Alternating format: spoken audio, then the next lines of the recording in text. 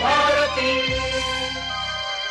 सखी सहेली। सभी सखियों सहेलियों को, श्रोताओं को और संगीता जी आपको, सोनाली पाठक का सप्रेम नमस्कार। सभी श्रोताओं को और सोनाली आपको भी मेरा बहुत बहुत नमस्कार।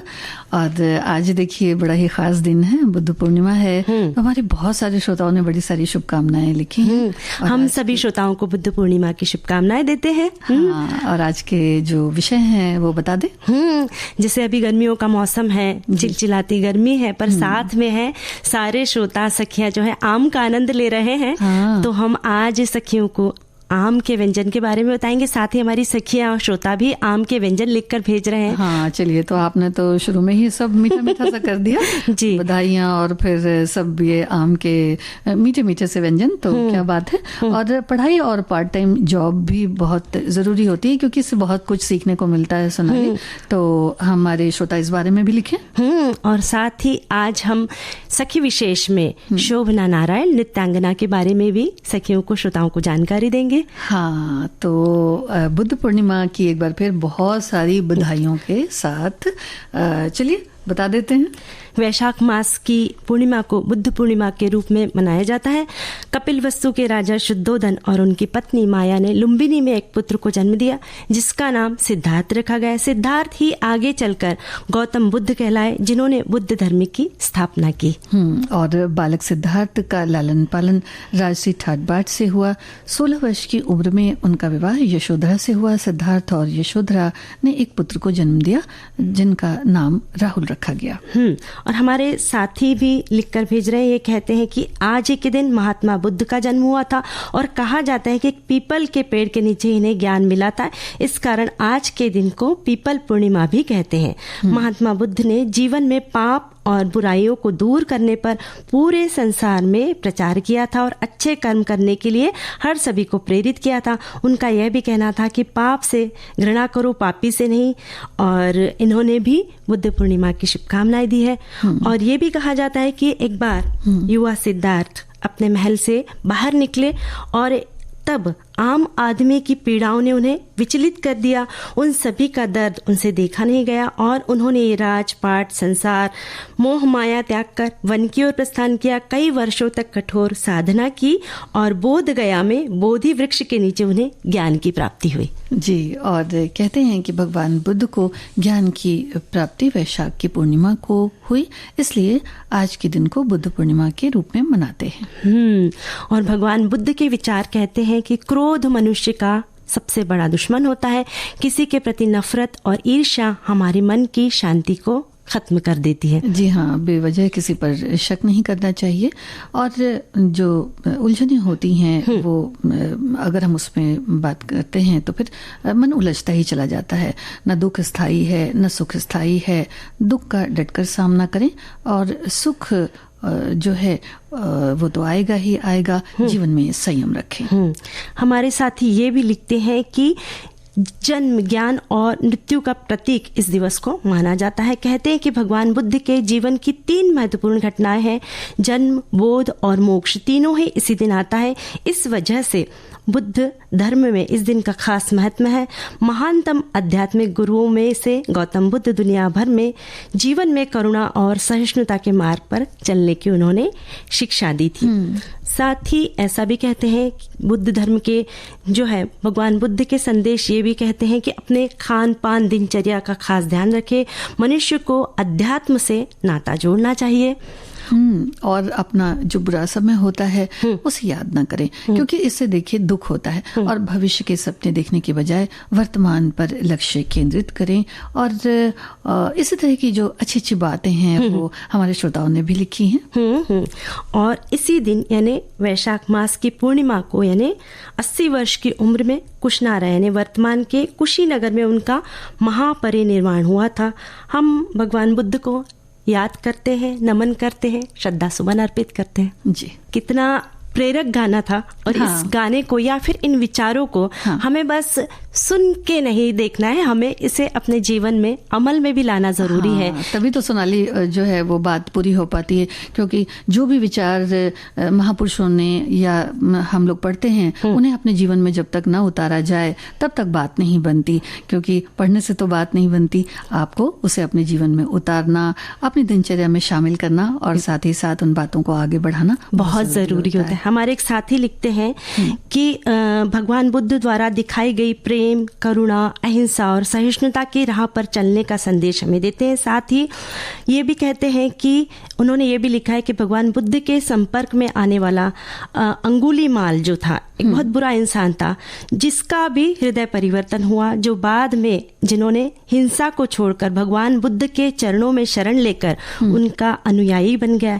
ये लिखते हैं कि घबराए जब मन अनमोल और हृदय हो उठे डावाडोल, तब हे मानव तू मुख से बोल, बुद्धम शरणम गच्छामि, धम्मम शरणम गच्छामि, संघम शरणम गच्छामि। जी, बहुत बहुत इनका धन्यवाद इतने सुंदर विचार हमसे साझा करने के लिए और लिखने के लिए। हमारे एक और श्रोता ने लिखा है सोनाली, भगवान बुद्ध का जन्म वैशाख मास की पूर्णिमा को हुआ, इसलिए महीने की पूर्णिमा को बुद्ध पूर्णिमा के तौर पर मनाया जाता है। गृह त्याग के पश्चात सिद्धार्थ सत्य की खोज के लिए 7 वर्षों तक वन में भटकते रहे। यहाँ उन्होंने कठोर तप किया और अंततः वैशाख पूर्णिमा के दिन बोधगया में बोधि वृक्ष के नीचे उन्हें बुद्धित्व ज्ञान की प्राप्ति हुई। तभी से ये दिन बुद्ध पूर्णिमा के रूप में जाना जाता है। और उस वृक्ष की भी महिमा बड़ी बहुत ही सुंदर है, क्योंकि लोग वहाँ देखने भी जाते हैं उसे सोनाली, और देखने में, वहाँ बैठने में एक मन को सुकून मिलता है, एक शांति की अनुभूति मिलती है। हाँ, वहाँ जब जाएंगे हम देखेंगे तो, और बड़े ही मतलब जो वहाँ का स्थान है वो बड़ा ही मनोरम है, बड़ा ही सुंदर पवित्र स्थान है। हाँ, बहुत मन को एक तरह से कह सकते हैं ना कि बड़ी शांति मिलती है ऐसी जगहों पे जाकर, तो जरूर जाएं और देखें। हमारे एक साथी ये भी लिखते हैं, मन में बसे सुख शांति उन्नति के साथ आए विश्रांति, बुद्ध पूर्णिमा की हार्दिक शुभकामनाएं। हाँ, और हमारे श्रोता बहुत अच्छे अच्छे कमेंट्स लिखकर भेज रहे हैं, शुभकामनाएं दे रहे हैं। और आज जो है हम नृत्यांगना शोभना नारायण, नहीं तो हम लोग भी ले लेना सारी शुभकामनाएं। जी जी, शुभकामनाएं लेते हैं, क्योंकि शुभकामनाएं तो जो है लेने देने से बढ़ जाती है। हाँ, बढ़ती है और बढ़ाना चाहिए हमें। हाँ, बिल्कुल। और आज कथक नृत्यांगना शोभना नारायण के बारे में हम जानकारी देंगे। और मैं सखियों को, श्रोताओं को ये बता दूं कि बहुत जगह पर आपका नाम शोभना नारायण है और बहुत लोग उन्हें शोभना नारायण के नाम से भी जानते हैं। जी। शोभना नारायण एक प्रसिद्ध कथक नृत्यांगना है और इनका जन्म ऐसे परिवार में हुआ था जिन्होंने पारंपरिक और आधुनिक दोनों मूल्यों को महत्व दिया। 2 सितंबर 1950 को पश्चिम बंगाल में आपका जन्म हुआ। और कोलकाता में साधना बोस और मुंबई में गुरु कुंडल लाल से महज 4 वर्ष की उम्र से ही उन्होंने कथक नृत्य सीखना शुरू कर दिया था। देखिए, 4 वर्ष की उम्र में, यानी प्रतिभा आप में कूट कूट कर भरी थी। और कथक के साथ साथ पढ़ाई में भी बहुत मेधावी छात्रा थी। 1972 में उन्होंने भौतिकी शास्त्र में स्नातकोत्तर किया। बाद में वर्ष 2001 में उन्होंने पंजाब विश्वविद्यालय से सामाजिक विज्ञान में एमफिल किया और आगे चलकर उन्होंने पंडित बिरजू महाराज से कथक की शिक्षा प्राप्त की। कथक को एक अंतर्राष्ट्रीय स्तर पर पहचान दिलवाने वाले पंडित बिरजू महाराज के सपनों को पूरा करने में उनकी शिष्या शोभना नारायण का भी एक महत्वपूर्ण स्थान है। और कथक को पश्चिमी शास्त्रीय बैले, रैप डांस और स्पेनिश फ्लेमेंको जैसे अन्य प्रमुख नृत्य स्वरूपों के साथ जोड़ने का उनका प्रयास बहुत बेजोड़ रहा। एक कलाकार और गुरु के रूप में उन्होंने कई प्रतिष्ठित राष्ट्रीय और अंतर्राष्ट्रीय समारोहों में अपनी प्रतिभा का जादू बिखेरा है। कथक नृत्यांगना होने के साथ साथ शोभना नारायण एक लेखिका भी हैं। उन्होंने नृत्य पर कई पुस्तकें लिखी हैं, जैसे भारतीय शास्त्रीय नृत्य, भारतीय रंगमंच और नृत्य परंपराएं, पाटलिपुत्र की नृत्य विरासत, Sterling book of Indian classical dance और नकली यादों की चारागाहें, भारत की लोक नृत्य परंपराएं, इत्यादि और भी पुस्तकें इन्होंने लिखी हैं। और इसके साथ साथ संगीता जी, शोभना नारायण एक सामाजिक कार्यकर्ता भी है। जी जी। शहीदों के परिजनों की मदद करना हो या फिर बाढ़ प्रभावित लोगों को मदद करना हो, उसमें उनकी महत्वपूर्ण भूमिका रही है। हाँ, ये बहुत बड़ा काम है क्योंकि देखिए लेखन के साथ साथ उन्होंने ये भी किया है। और कथक नृत्य में उत्कृष्ट योगदान के लिए 1992 में आपको पद्मश्री से सम्मानित किया गया। 1999 में संगीत अकादमी पुरस्कार, राजीव स्मृति पुरस्कार, इंदिरा प्रियदर्शनी सम्मान, चिप इंटरनेशनल अवार्ड, जापान के ओइस्का पुरस्कार से भी इन्हें सम्मानित किया गया। कुल मिलाकर अब तक शोभना नारायण को 30 से अधिक राष्ट्रीय और अंतर्राष्ट्रीय पुरस्कारों से सम्मानित किया गया है। कथक के प्रति उनका समर्पण सराहनीय है। हम उन्हें बहुत सारी बधाइयाँ और शुभकामनाएं देते हैं। जी, शास्त्रीय संगीत, शास्त्रीय नृत्य की बात ही अलग है। जैसे मैं देख रही थी कि हमारे भी कदम थिरक रहे थे और एक अलग ही सुकून मिलता है और बस ऐसे ही नृत्य करने का दिल करता है। हाँ। हमारे एक साथी ने ये भी लिखा है कि उन्होंने शोभना नारायण का नृत्य सामने से देखा है और इतनी सुंदर अनुभूति है कि जिसका शब्दों में वर्णन नहीं कर सकते। सचमुच आप सचमुच बहुत भाग्यशाली है कि उनका नृत्य सामने से देखने का आपको मौका मिला। और किसी भी कार्यक्रम को जो सामने से देखते हैं ना, देखिए पहले जो मंचन होता था तो उसको सामने से देखने की मतलब बात ही, एक अनुभूति जो होती है वो बहुत अलग सी होती है। हाँ, चाहे वो कलाकार के लिए ही हो, चाहे वो देखने वाले लोग हैं, तो वो अनुभूति बहुत अलग होती है। और ये सही में आपने ठीक कहा कि बहुत ही भाग्यशाली हैं, सौभाग्यशाली हैं। बस उस अनुभूति को हमें महसूस करना चाहिए, है ना? हाँ, जी। आनंद मिलता है उस सब में। वैसे अभी इन दिनों गर्मियों की छुट्टियां हैं, थोड़ी देर बाद हम सखियों को आम के जो है व्यंजन के बारे में बताएंगे। क्योंकि गर्मियों में जो है आम, भले ही चिलचिलाती गर्मी हमें परेशान करती है, पर आम जो है सिर्फ गर्मियों में मिलते हैं। आम के व्यंजन हम बाद में बताएंगे। वैसे गर्मियों की बात चली है तो गर्मियों की छुट्टियों में जो स्टूडेंट्स है, यानी जो विद्यार्थी है, वे पार्ट टाइम जॉब भी करते हैं और उसका जो है उन्हें बहुत फायदा होता है। क्योंकि जो कॉलेज में पढ़ने वाले युवा हैं, उनका पढ़ाई के साथ साथ पार्ट टाइम जॉब करने का रुझान काफ़ी बड़ा है इन दिनों। और इन सभी का उद्देश्य आत्मनिर्भर बनना होता है। वैसे पार्ट टाइम जॉब करके युवा आत्मनिर्भर बनते हैं और साथ ही उन्हें कई सारे फायदे होते हैं। हाँ, और सोनाली, जो अब जो ये मीडिया है, जो मोबाइल है, इसमें तमाम तरह की जो जानकारी होती है पार्ट टाइम जॉब को लेकर, वो भी दी जाती है। तो अगर मतलब किसी का रुझान किस तरफ है तो उसका बहुत सारा, उसकी बातें हम उससे भी जानकारी ले सकते हैं, इंटरनेट से भी जानकारी ले सकते हैं। तो यानी कि ये जो पार्ट टाइम वाली बात है, ये इतनी व्यापक हो जाती है कि अगर हमें एक चीज सीखनी है और किसी और चीज में भी रुचि है तो उसके बारे में भी जानकारी मिल जाती है। तो आप चाहें तो एक उद्देश्य भी उसमें साथ में रख सकते हैं। जी, और पार्ट टाइम जॉब से बच्चे आर्थिक रूप से थोड़े संपन्न हो जाते हैं। बिल्कुल। यानी फिर और फिर ऐसा नहीं कि आर्थिक रूप से संपन्न हो रहे हैं तो उस पैसे का उपयोग सिर्फ मौज करने के लिए हो या सिर्फ अपने खुद के शौक के लिए हो, बल्कि उस पैसों से है कुछ माता पिता को भी मदद हो पढ़ाई के लिए, जैसे कि फॉर्म खरीदना है, कहीं एप्लीकेशन करना है, तो उस पैसों का जो है यानी थोड़ा सा माता पिता का भार भी हल्का होना चाहिए। ये कोशिश होनी चाहिए। और बच्चों में एक थोड़ी सी ललक होती है ना कि जब हम बाहर जाएंगे तो जब हम कोई काम करेंगे तो भाई उसका हमें जो पारितोषिक मिलेगा पैसे के तौर पे, तो उसको किस तरह से खर्च करना है और किन बातों के लिए खर्च करना है, ये भी एक दिमाग में एक खाका सा बन जाता है। तो बड़ी अच्छी सी बात होती है। और साथ ही साथ जो मित व्ययिता कह सकते हैं ना, कि कुछ बच्चे ऐसे होते होंगे कि भाई जिन्हें पैसा मिला तो उनको लगता होगा कि चलो हम इस पैसे से ये कर सकते हैं, या फिर पहले से भी सोच के रखेंगे कि थोड़े पैसे मिलेंगे तो हम ये कर सकते हैं। और कुछ बच्चे तो ऐसे भी होंगे जो सोचते होंगे कि भाई हम काम कर लेंगे तो जो पैसे हमें मिलेंगे वो हम बचा लेंगे और फिर उसके बाद जब वो काम आएंगे, काम अगर आना है घर परिवार के या किसी भी, तो जरूरत के समय पर दे देंगे। ऐसे अपनी अलग अलग सी सोच होती है। पर जो बच्चे बचत के बारे में सोचते हैं जाहिर सी बात है कि माता पिता भी उन्हें बताते हैं कि नहीं, बचत का मंत्र जरूरी है। पर बस इस बात की ओर थोड़ा सा हमें ध्यान देने की जरूरत होती है। वैसे संगीता जी, किताबों से ज्ञान में बढ़ोतरी तो मिलती है, पर जब युवाओं को प्रैक्टिकल नॉलेज मिलता है तब उनके व्यवहारिक ज्ञान में बहुत ज्यादा ज़्यादा बढ़ोतरी मिलती है। साथ ही युवाओं का आत्मविश्वास बढ़ता है और सबसे ज़रूरी बात है समय का महत्व, यानी उन्हें टाइम मैनेजमेंट के बारे में भी बहुत अच्छी ट्रेनिंग मिल जाती है। हाँ, टाइम मैनेजमेंट तो बहुत जरूरी है ना। और वैसे भी जब छुट्टियां होती हैं तो समय इधर उधर हो जाता है ना सोनाली, तो इस बहाने टाइम मैनेजमेंट भी हो जाएगा। क्योंकि जब ऑफिस में काम करते हैं तो उस वक्त समय का इतना महत्व रहता है कि 10 बजे का समय है, अगर आप 5 मिनट लेट हुए तो वहां पर या तो आपको थोड़ा डांट पड़ सकती है, डांट कह लीजिए, या फिर ऐसे कुछ रोक टोक हो सकती है, और साथ ही जो है कुछ पैसे भी कट सकते हैं कि भाई तुम लेट आए तो अब तुम्हारा पेमेंट थोड़ा कम हो जाएगा।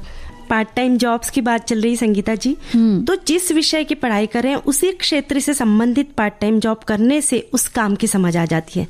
जैसे कि कार्यालय में काम काज के तौर तरीकों को सीखने का मौका मिलता है, ताकि आगे चल के जब नौकरी मिलती है उस वक्त, या फिर नौकरी करे या फिर कोई व्यवसाय करे, उस वक्त ये ट्रेनिंग जो है बहुत ज्यादा फायदेमंद हो जाएगी। हाँ, कहने का मतलब ये है कि एक तरह से बच्चे तैयार हो जाते हैं कि भाई नियम कायदे सब सीख जाते हैं, और फिर जब नौकरी करने जाते हैं तो फिर उनको बड़ी आसानी होती है। तो ये अनुभव तो वैसे भी बड़े काम आते हैं ना सोनाली। तो हमारे एक श्रोता ने लिखा है कि कॉलेज के दिनों में मैंने अपना पार्ट टाइम जॉब बच्चों को ट्यूशन पढ़ाने के लिए करता था मैं, और खासकर उन बच्चों को जिन्होंने मैट्रिक बोर्ड परीक्षा की तैयारी जिन्हें करनी पड़ती थी, और उसके चलते मैंने अपने माता पिता से पैसे लेने बंद कर दिए। एक शायद मुझे लगता है कि इन्हें करनी थी तैयारी, तो माता पिता से पैसे लेने बंद कर दिए। एक अच्छी खासी आमदनी होने के कारण मैंने उसी पैसे से एक कोचिंग सेंटर का नामकरण करा रखा था, और कॉलेज जाने के लिए अपने कपड़े भी खरीदा करता था। क्या बात है। हाँ, तो यही हो गया ना कि मतलब किस तरह से पैसे का इस्तेमाल ठीक तरीके से करना बहुत जरूरी है।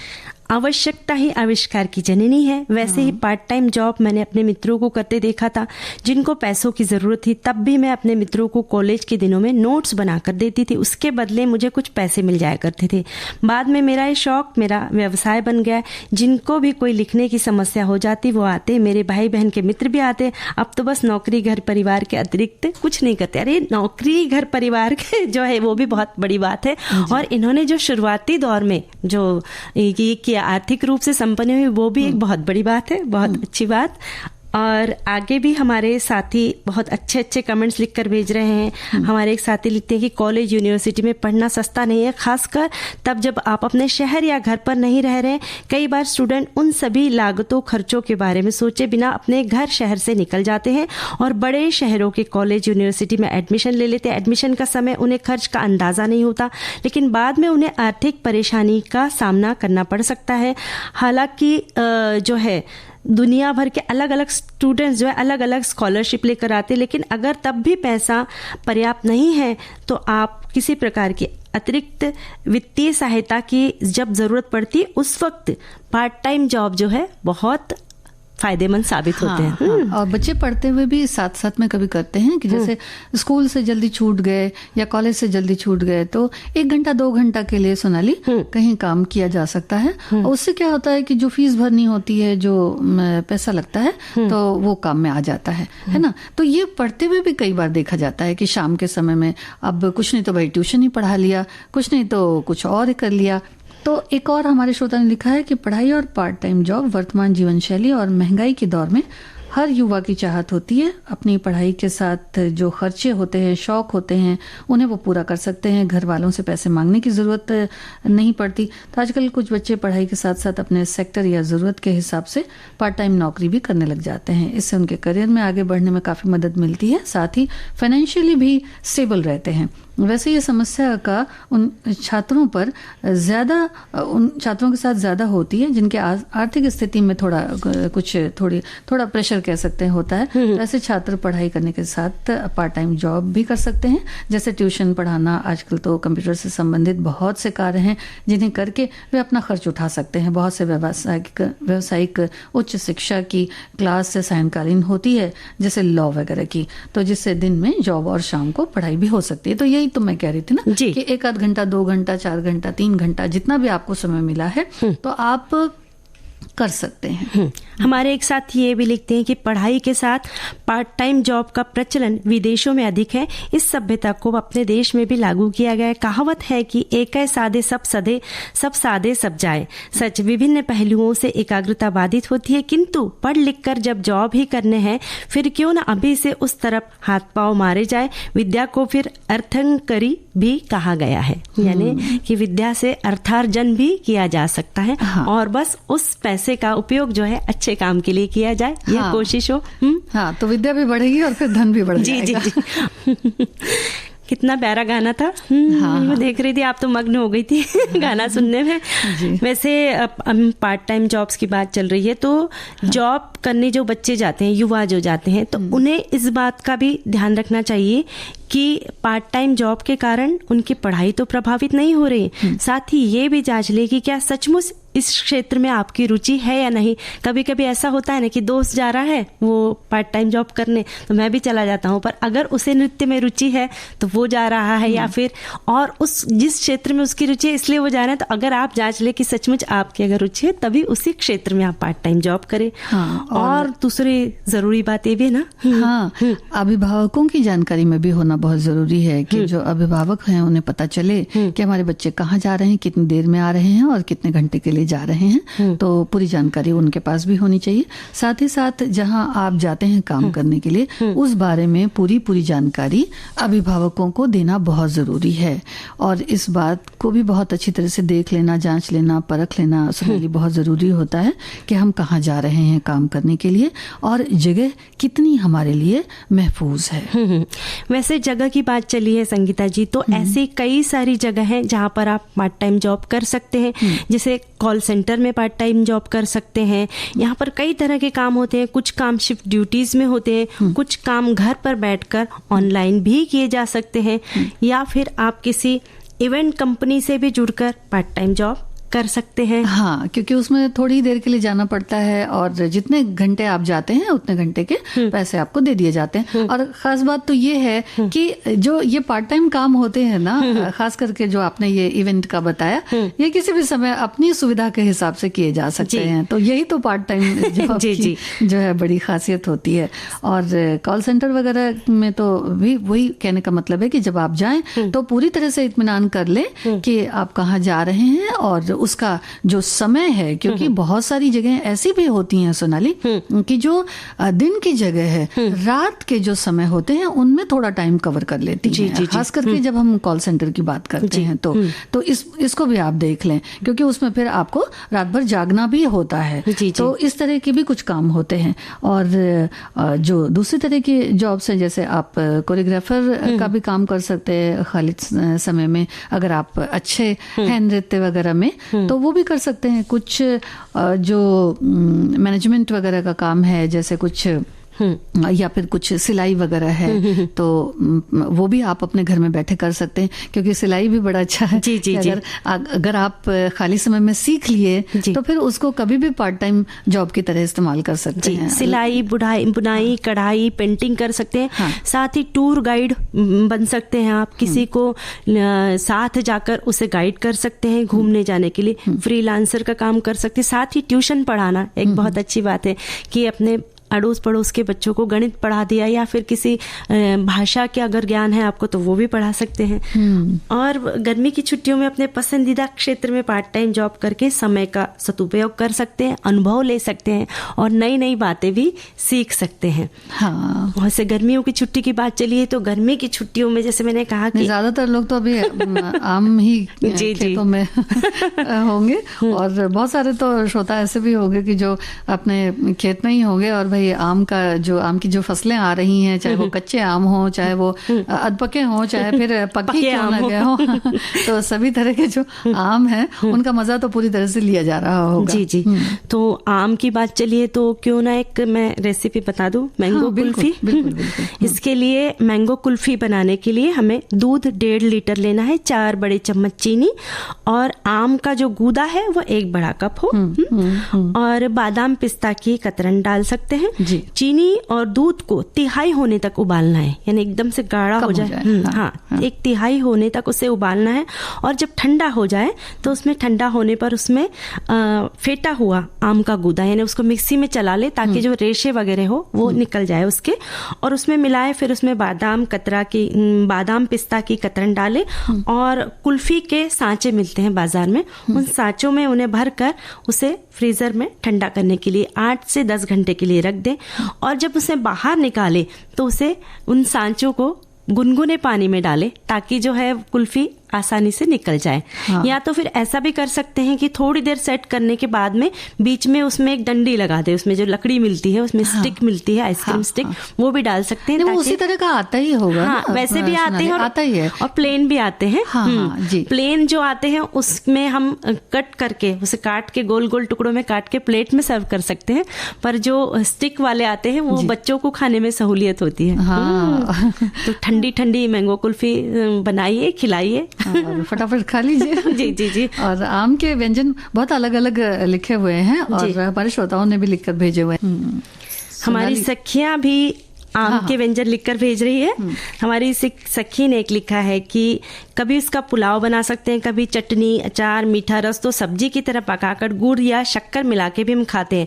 आम की हम रोटी भी बनाते हैं, शरबत मैंने बहुत बार बनाया है। साथ ही लिखती हैं कि कच्चे आम को कसकर उसमें गुड़ डालकर उसे धूप में पकाकर छुंदा भी बनाते हैं। आम की रोटी बनाना बहुत आसान है। आम का रस गाढ़ा सा लेकर उसे कढ़ाई में छोटा चम्मच घी डालकर शक्कर, जितना मीठा खाते हैं उतनी शक्कर डालकर, या फिर थोड़ी कम ले ले तो खट्टी मिट्टी रोटी बनेगी। शक्कर मिलाए और फिर हल्का सा थोड़ा सा नमक डाल के आम का जो रस का पानी जब तक सूख ना जाए तब तक उसे गैस पर चलाना है। और जो है वो एकदम से मिश्रण गाढ़ा हो जाएगा तब उसे गैस से या चूल्हे से उतारे और थाली में चिकनाई लगाए, और या फिर बटर पेपर डालकर थोड़ा सा घी डाले और उसका जो है रोटी जैसा उसका आकार आना चाहिए, यानी जो पूरा सा उसको बेल लेना है रोटी जैसा, या फिर ऊपर से और एक प्लास्टिक का या बटर पेपर लगा के उसको बेलन से बेल के रोटी जैसा उसे फैला ले और इसे हल्की धूप में 1-2 दिन के लिए सुखाए। और जब अच्छी तरह सूख जाए तो इसे रोल बनाकर रख ले। और अगर इसे ज्यादा दिन रखना है तो इसमें प्रिजर्वेटिव डाल सकते हैं या फिर इसे फ्रिज में रख सकते हैं। हाँ, आम तो वैसे भी राजा है ना। तो ये पूरे साल तो चलता ही चलता है। कहीं कोई लोग सुखा करके खटाई भी बना कर रख लेते हैं, तो कहीं अचार होते हैं। और एक हमारे और श्रोता ने लिखा है कि आजकल हमारे यहाँ घर में छोटे छोटे आम काट कर उसमें गुड़ मिलाकर आम गुड़ा बनाने की प्रक्रिया चल रही है। तो विशेष कारणों से जो है वो शायद थोड़ा कुछ देरी भी हो रही है, और साल भर शीशे के बर्तन में रखकर लंच या डिनर में घर के बने हुए व्यंजनों के साथ हम इसे खा सकते हैं। मीठा मीठा गाना सुना और अब मीठी मीठी लस्सी जो है वो भी घर पे जाकर बनाकर पी सकते हैं ना संगीता जी। हाँ। 500 ग्राम दही, उसमें आम का पल्प 1 कप, उसमें शक्कर और दूध डाल के बर्फ के टुकड़े डाल के उसे मिक्सी में से चला ले और ठंडी ठंडी मैंगो लस्सी जो है वो सर्व कर सकते हैं। और मीठी मीठी बातचीत का सिलसिला यहीं खत्म करते हैं और आप हमें दीजिए इजाजत। आप सभी को सोनाली पाठक और संगीता श्रीवास्तव का नमस्कार।